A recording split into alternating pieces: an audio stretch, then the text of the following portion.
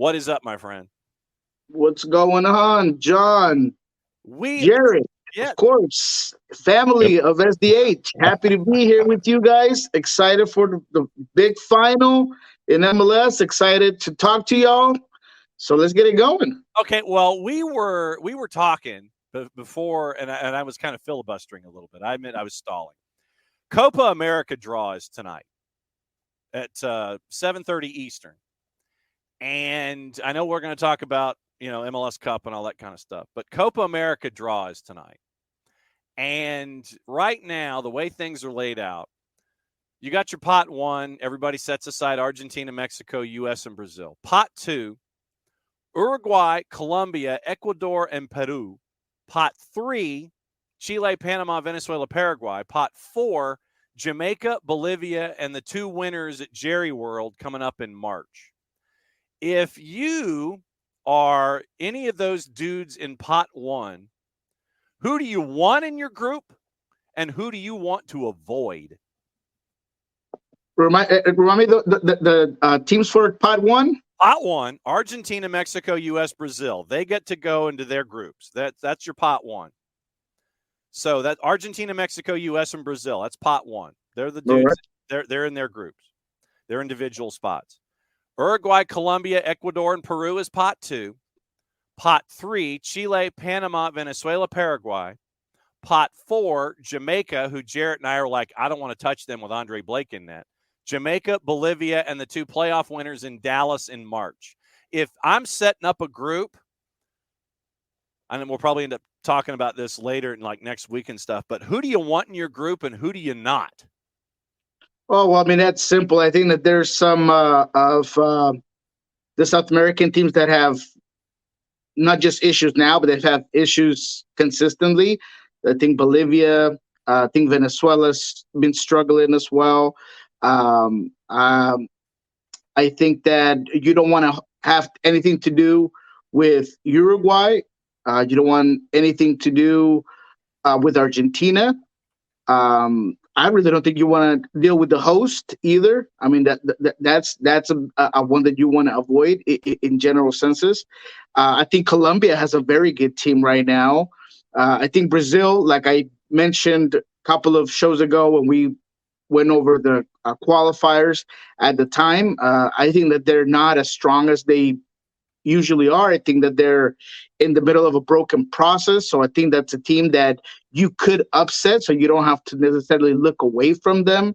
I'm with you guys on Jamaica. I think Jamaica athletically, I think Jamaica in terms of what they've been doing lately, having a core group together, um, they're going to be a challenging team no matter what. I think Panama on the very low key side are starting to build something down there, and they're going to have a lot of support here in the States. So I guess that's some of the teams that you want to stay away from. And then again, even Mexico, with all the support that they have, I think they're going to really struggle to get some traction. There's been a ton of bad press recently on Mexico. They've struggled in games. They've struggled outside of games. There's a whole bunch of discussion about who should be called up, and is Raul Jimenez finally finding some form because he had a couple of goals this weekend. So I think that there's such a kind of convoluted team at the moment that they're going to struggle as well. So it's going to be a very interesting one in terms of Copa America here, because you'll see the support from each specific nation here in the States, but there are some struggling teams within CONCACAF that might be a surprise to either get out early or just not be able to really find their way past even the first round. No doubt about it. Jarrett, MLS conversation. Kick it. All right. Last time we talked, we all agreed that Houston would beat LAFC, and we were all wrong. And I am still reeling from Benny Ball not finishing the drill for this season. Alas, here we sit with Columbus, who came back, and I had said earlier this week that Cincinnati pulled a Minnesota a Minnesota choking act that they did at your house up in Seattle a couple years ago, where they had it and then they let it go. But now we got Columbus and we have LAFC. What are your thoughts on this Cup final? I love it. I think that they've both earned it. I think that you have two of the more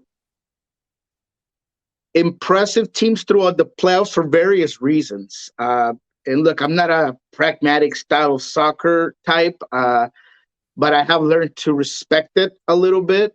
So the fact that LAFC has kind of reinvented themselves throughout this playoffs have been very interested in two parts. One, set pieces. They were not very effective offensively, defensively throughout the regular season.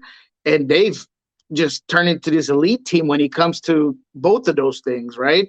It seems like they get either a near shot or a goal just about every time there's a corner kick or a free kick. They've really been able to squeeze the lemon out of that, the juice out of a lemon that wasn't there during the regular season. And then for their style of play, Cherundolo has kind of turned into this team that is just saying, hey, look, we don't need possession of the ball. We're going to play in transition. We're going to be effective. At times, we're going to hit you in the half spaces. At times, we're going to push it out wide. We're going to be careful. We're going to take our moments. So I find it interesting that he was able to just kind of flip the switch on that. And in the last two games against Seattle and against Dynamo, they had no problem just sitting back, playing defensively, giving the opponent the ball, and either allowing them to just pass it around horizontally or in their own space, or just forcing them to either mid-range shots or just having to just cross the ball into the box, where Cellini and Murillo have been really impressive. So I just think that that's been really, really good in terms of LAFC and how they've kind of changed it. And then Columbus, in a complete clash of that, they've told you what they're going to do from the beginning of the season till now. You know, they're going to be offensive. They're going to punch you in the face. They're never out of any game. They were down 2-0 against Cincinnati, and they kind of felt like they had not just more chances, but more fuel in the tank. Their conditioning, that is one of Wilfred Nancy's, I think, biggest emphasis as being a coach. I've talked to several players that have been with him in his last two teams, and he's like, man, he likes athletes. He wants to make sure that you're running, that, you know, condition is a big part of it. And he paid due against Cincinnati. So the fact that we have two clashing systems, one that's been the same from the beginning of the season till today, and now LAFC playing a more pragmatic and allowing you the ball, is going to be very interesting how that plays out. Love the star component of it as well. Buanga on one side, Cucho and Diego Rossi on the other. Carlos Vela, his last run with LAFC. So there's just so many underlines that I'm just excited about the final. To me, it almost seems like LAFC is like Rocky and Rocky 2. It's like you're fighting right-handed. It literally is like you're used to Rocky being the I like lefty. that. Rocky's used to being the lefty, and Steve Cherundolo is Mickey, and he's like teaching LAFC to fight right-handed. And then in the 15th round, when Mickey yells now, that's when you start going back to fighting left-handed, and you get the knockout and you get the belt over Apollo Creed. I mean, it's just at times it's unwatchable. But when it's almost Red Bulls like, where they have 30% possession against Houston, but once again, if you get the turnover and you're clinical and you're up, it doesn't matter what the possession numbers are. You've got a lead and the other team's got to chase, and you can just lock it down and sit there and go, okay, look, we got a lead. We don't need the ball anymore. Go for it and try to work it through. And that's what we're seeing, I think, from LAFC right now. Yeah, 100%. I don't know if Jared has a thought on it, but I'm totally with you. And they've been able to kind of turn a team that has specific players to do certain things into creating or adding now new dimensions to their game. I mean, Hollingsted is a guy that I wouldn't call a defensive fullback, and yet he's done very well just sitting back, allowing at times Ilie to kind of come in between those two center backs whenever Palacios is out.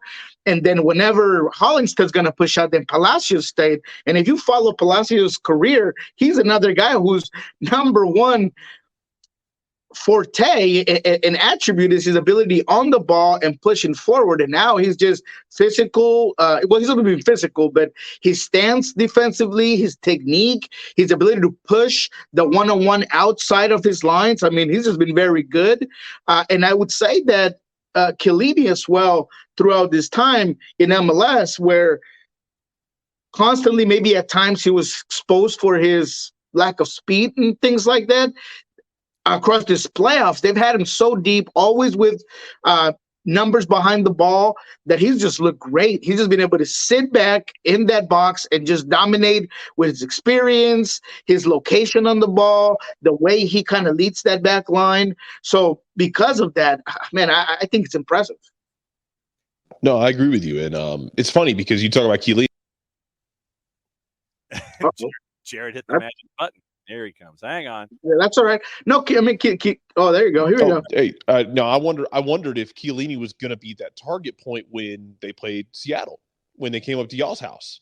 In that, if you could get, if Brian Smetzer being as good as he is at putting that team in a position to be successful, if you were going to get situations where you were going to ask Chiellini to try and keep with Jordan Morris, but they've done such a good job of protecting him, and also putting him in a position to be successful and not asking him to do too much of the physical work outside of just being a smart, good defender who does so much of his work ahead of time. In the sense, like, we had one of those in Atlanta. We had Michael Parkhurst, who was physically limited compared to other center backs, but he did so much work before the ball was even played with positioning, and getting into shape, that it didn't really matter by the end of it all. And it's very impressive the way Cherundolo's made it work. I don't know how much gas Chiellini has in the tank left. 39.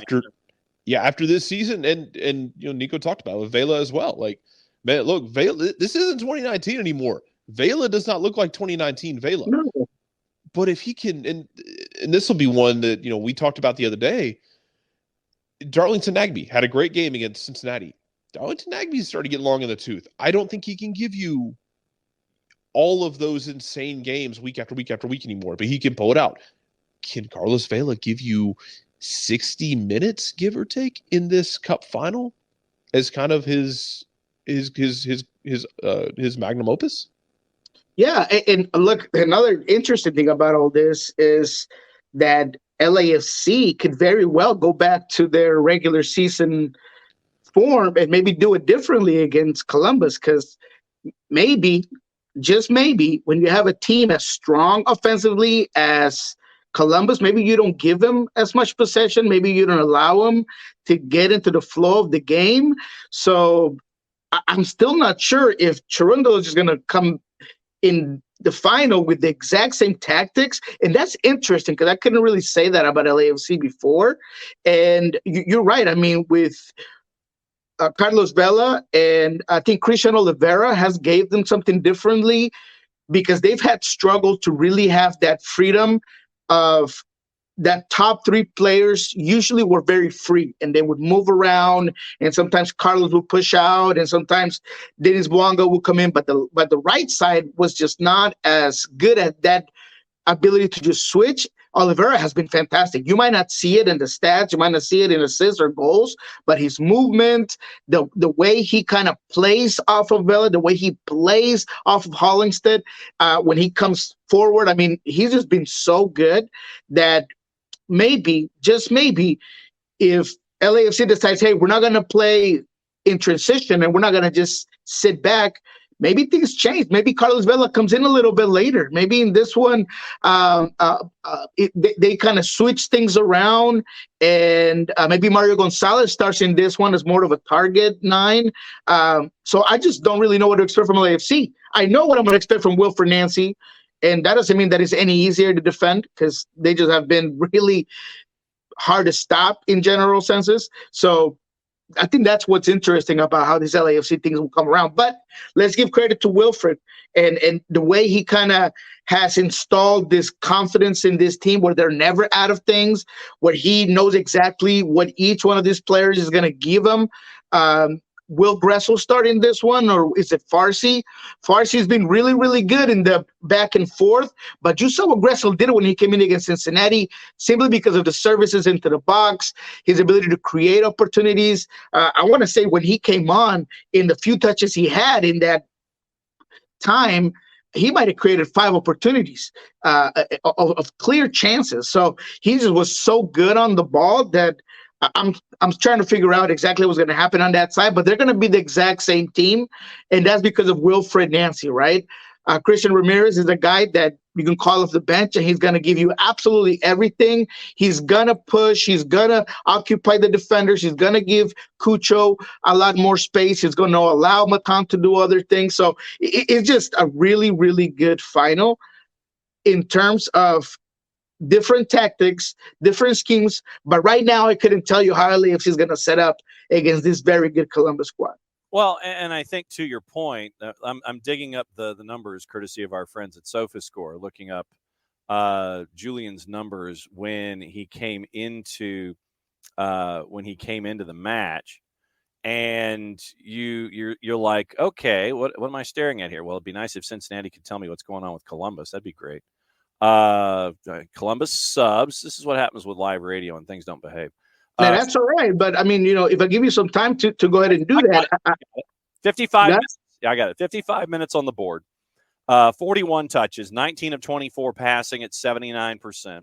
5 key passes, 3 of 9 on crosses, 0 for 3 on duels. He lost possession 13 times. He was fouled had 1 foul, had 1 clearance, and 2 picks. So that's what you get from Julian Gressel. But I think to your point is if LAFC is Rocky and they come out the way they did in the first Rocky movie, if Rocky comes out the way that he is, slugging away, they're going to be offensive, then to me that means it's Mo Farsi on the right-hand side. Right. If LAFC comes out and it's going to be like they are in Rocky 2 where they're fighting right-handed and they're waiting for the 15th round to come in and fight lefty, then it's Julian because of Julian's defensive deficiency. Say that 10 times fast. Farsi being the better defender, I think, would be up against that LAFC rush that we're used to seeing.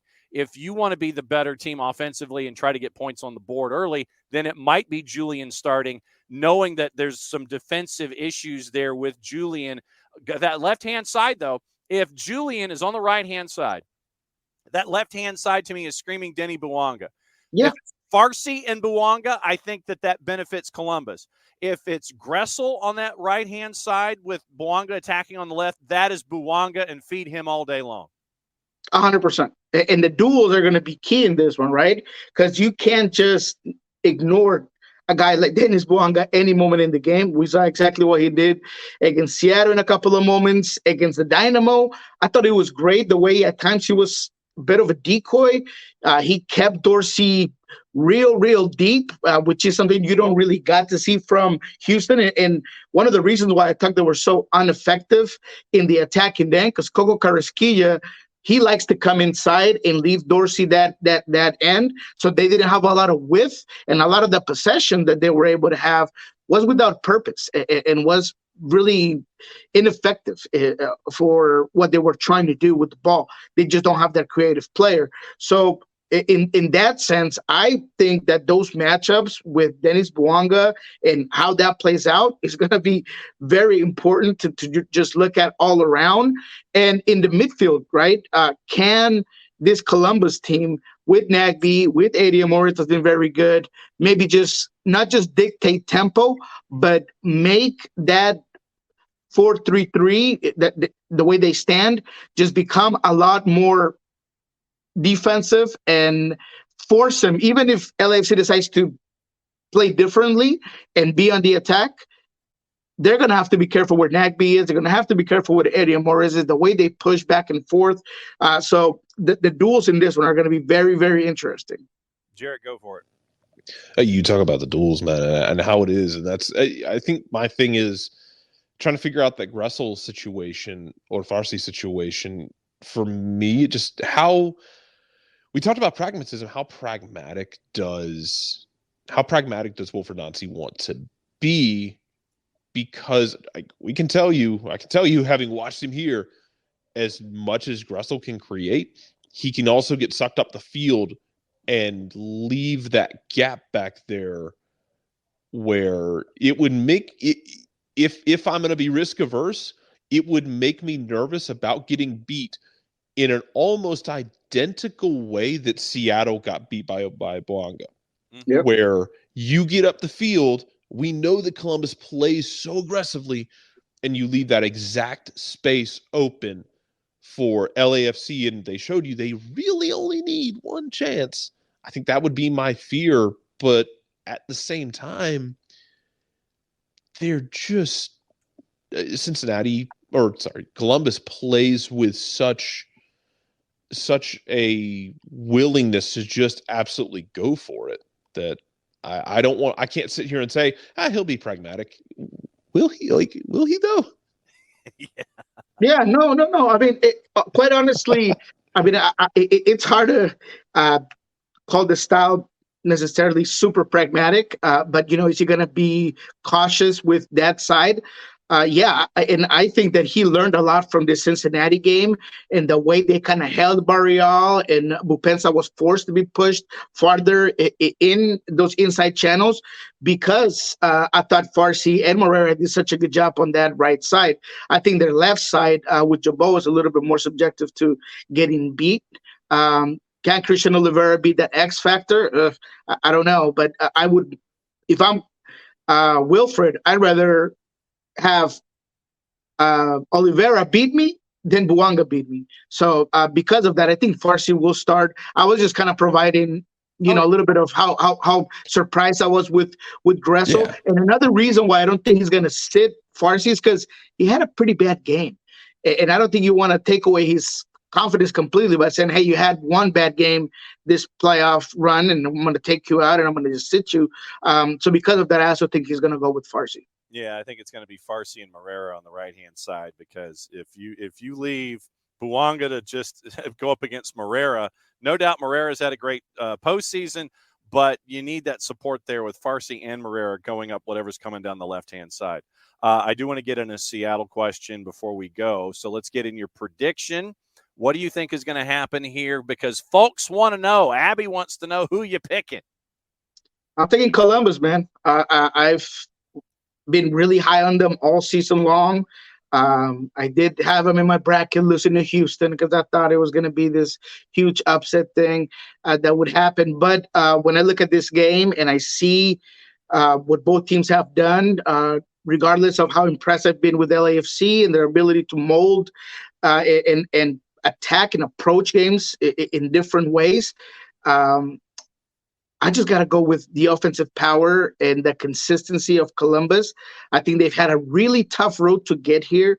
Playing at Cincinnati is difficult. Playing against Atlanta in that series was really, really hard.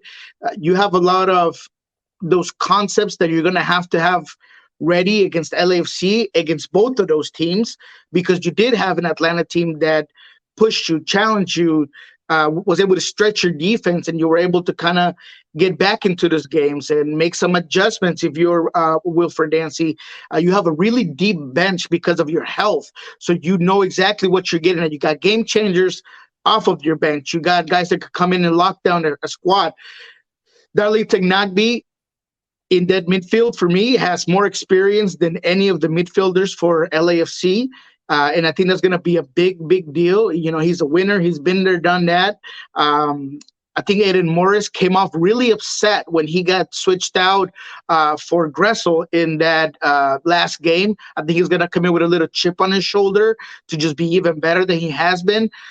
So with all that, and despite LAFC and their fantastic, run, I think that Columbus, where they've been really, really good all season long, they're going to take this one. I'm going to go with I wouldn't call it high scoring, but I think it's going to be a multiple goal game. But I have Columbus winning at least putting 3 on the board. So 3-1, 3-2. I think Columbus wins it. Wow. Okay. So Jarrett, right now the Christmas side dishes have through plus 117.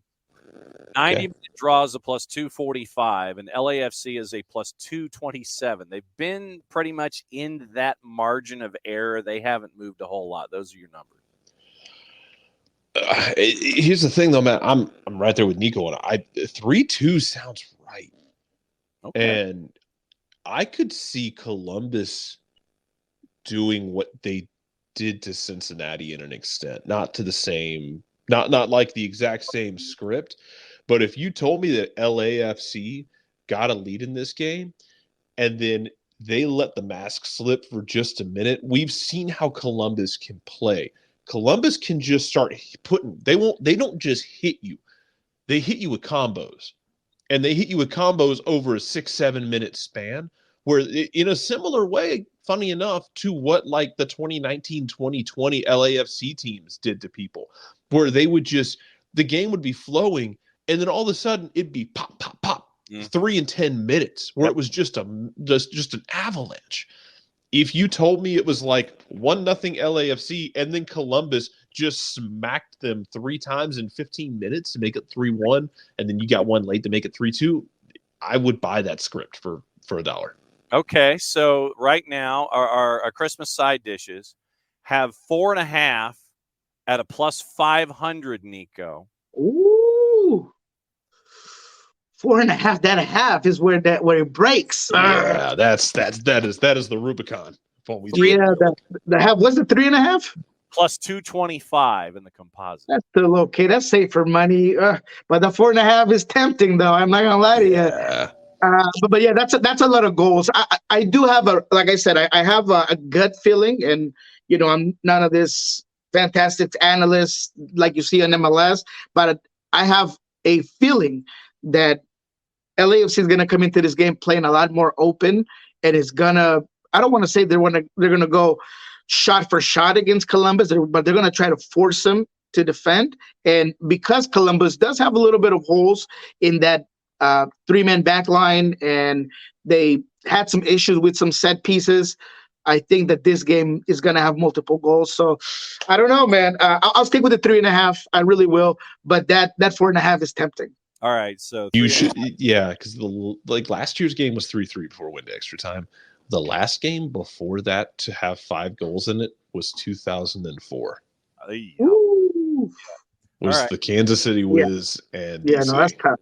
3.5 save money. I go with that. 3.5. All right. So Seattle made their roster decisions, and Stefan Frei was probably one of the fastest decisions where, yes, we are having ongoing discussions, and then we re-sign him. When you look at the roster decisions that are in play now for Seattle, what ran through your mind when they announced? I thought that they were pretty standard and expected. I thought that Stefan Frei should have been a no-brainer, especially knowing that Nicolas Odero was for sure leaving. You need to have leaders in this team. He's the captain of this squad. Nicolas Odero, when he decided to give back that captain band, he could think of no one better than Stefan Frei to take that honor. He's been reliable. He's coming from a fantastic season with 14 shutouts, and as always, beyond his ability to stop goals is the leadership aspect, the way he holds his players accountable. I just thought it was a no-brainer. So I was happy that he got a 2-year deal. He's probably going to retire here in Seattle. That means that, and you saw it with the roster moves, that obviously Cleveland, who's I think a really good goalkeeper, he's probably going to go elsewhere, a lot like Tyler Miller did at some point for the Seattle Sounders. There's some really good and potential behind Stefan Frei that you might not know about. Jacob Castro, he's a guy that they've been kind of working with, who I like a lot. He seems to be a really good shot stopper. So I think they're really going to build off of those other guys behind Stefan Frei. So it was good to have a guy like that, give you some continuity and some leadership. I was surprised with only the fact that Dylan Tevez was picked up his option, and then Doubler wasn't. The Doubler was a guy that had a lot of potential. He's, had some rough road with injuries, but I thought he was really, really good. That was probably my only surprise. Javier Arreaga getting his contract picked up. You heard me say it here. That's going to be a obviously easy decision. That doesn't mean he's going to stay. I think that they will trade him. There is interest within MLS. And that's about it. I think everybody else, you kind of already knew what was going to happen. Albert Rusnak, a lot of people here in Seattle have mixed feelings about it. The main point of them saying, hey, is Albert really worth the DP spot? And I'm going to say, yeah, look, Albert gives you a lot of versatility. He hasn't been fantastic and extraordinary. And I know that when people think DP, they think Dennis Wanga and Thiago Amada and Mokhtar and all of these players that are just in a different type of level. But a DP spot can also be a guy that's going to give you a high floor. And I think that's what he does. I'm not sure if Seattle's going to retain this 4-2-3-1 next season. There are, I think, a lot of possibilities that system changes. And having a guy like Albert that can just play more as an 8 and more of a CM than a cam is good. I don't know if you guys heard, but Pedro de la Vega is a guy that Seattle's getting close to signing. Is a guy that. Wait a second. I thought that the number 10s at Lanús were always supposed to come to Atlanta, man. What is this? I guess so. I guess not. But this guy, he's not just a 10, right? He can play out wide. I've actually been doing a lot of research on the kid, and I talked to a video analyst from Lanús, and he told me that there's been times where he comes a little bit deeper and can play still out wide. He was thinking in a 4-3-3 type of situation where he'd be a right mid, where he has more time to run on through the ball because he does have very good vision. He does carry it very well. So I think because of having a guy like that, a young DP, having a guy like Albert could give you a lot of options on the system that you're going to run. So that's interesting enough, and that's why I think it's a good decision to keep a guy like Albert for that DP spot. But let's talk about the new kid, 22 years old. I got scooped. I had been teasing it here. I teased it on Sounders Weekly. He was a young midfielder they've had in line for a long time. He's still a Lanús only because he had a knee injury, a ligament tear, 2022. Otherwise, he would have been gone, according to everybody who I've talked to, whether it was in Europe or whether it was in Mexico. There was a lot of interest in this kid. Has a lot of potential. It's a high ceiling. But I'm not going to sit here and tell you that he's going to come in and dominate right away. I'm not going to sit here and tell you that he's going to be the Nicolas Odero of this era, because I couldn't, right? Nicolas Odero was a guy that was proven, that you knew he was going to come in exactly what he was going to give you. Pedro de la Vega is going to be a guy that you're hoping that he could be everything that everyone sees from him. He's played in Argentina national team. He's played in the U23 with guys like Julian Alvarez and I believe Thiago Amada at some point. So this is a kid that I think has a lot of talent. And Seattle is being ambitious with this sort of signing. He's by far the best prospect offensively that they've had. Signing from abroad, so it's interesting, and he goes along the lines of all the decisions that have happened here in Seattle. All right, so what's going on in Soccer Bar and Pulso Sports, my friend? All right, Soccer Bar is going to be here in about 40 minutes. We're going to talk MLS. We're going to hear from Cherundolo. LAFC is already at the scene of the events in Columbus, so we got some word from a few protagonists down there.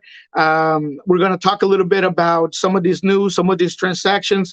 So go ahead and check it out. And in Pulso Sports, we're going to have an end of the season kind of roundtable here next week. So check that out. It's going to be interesting. We're going to, of course, cover as much as we can of the MLS finals. And that's what you got.